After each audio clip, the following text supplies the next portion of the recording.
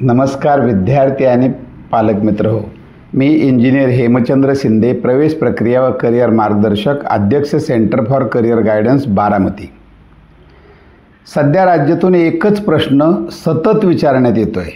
महाराष्ट्र राज्य CET sale admission प्रोसेसमध्ये third राऊंडसाठी नव्याने रजिस्ट्रेशन कोणी करणे गरजेचे आहे, त्याची आवश्यकता आहे काय? CET सेल महाराष्ट्र याच्यामध्ये group A MBBS BDS, group B BAMS BHMS, group C physiotherapy वगैरे कोर्सेस, या सर्व प्रोसेसमध्ये भाग घेण्यासाठी आपण राऊंड 1ला सुरुवातीला एकदा एकत्रित रजिस्ट्रेशन केलेलं आहेच। राऊंड 1ला एकदा आणि राऊंड 3मध्ये रजिस्ट्रेशन करण्याची सोय असते। ग्रुप A असो, B असो किंवा C असो, या प्रवेशाच्या स्वतंत्र लाईन्स आहेत। कोणत्याही लाईनमधून पहिल्या राऊंडमध्ये प्रवेश आपल्याला मिळाला, आपण तो नाकारला तरीही फ्री एक्झिट असते, परंतु सेकंड राऊंडमध्ये फ्री एक्झिट नसते।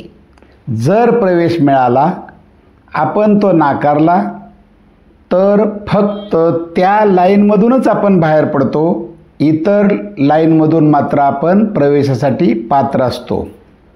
मग जर पुन्हा त्याच लाईनमधील प्रवेशासाठी थर्ड राऊंडमध्ये भाग घ्यायचा असेल तर नव्याने फी भरून आपल्याला रजिस्ट्रेशन हे करावेच लागते। एक उदाहरण पाहूया आपण।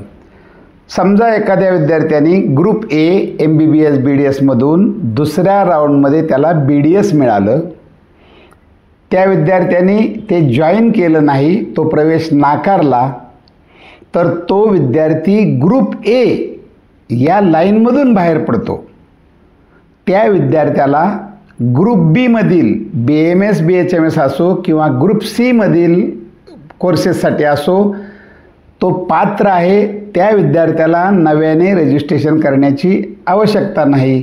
याच पद्धतीनं एखाद्याने ग्रुप B मधून BAMSचा प्रवेश सेकंड राऊंडमध्ये मिळाला, त्याने तो नाकारला, तर तो फक्त ग्रुप B BAMSच्या लाईनमधून बाहेर पडेल।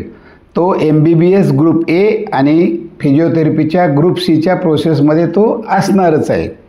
एकंदरीत काय, चॉईस नॉट अवेलेबल म्हणजे ज्यांना प्रवेश मिळालेला नाही किंवा ज्यांनी प्रवेश घेतलेला आहे, स्टेटस रिटेन्शन फॉर्म दिला नाही, म्हणजेच बेटरमेंट घेत आहात, त्यांना पुन्हा नव्याने थर्ड राऊंडसाठी रजिस्ट्रेशन करण्याची बिलकुल आवश्यकता नाही।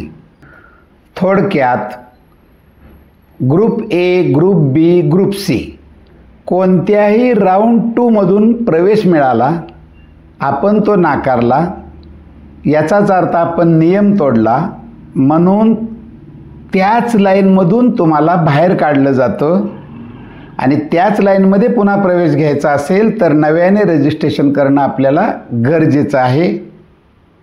विद्यार्थी आणि पालक मित्र हो, अशाच नवीन अपडेटसाठी या चॅनलला नक्की लाईक, शेअर आणि सबस्क्राईब करा। धन्यवाद।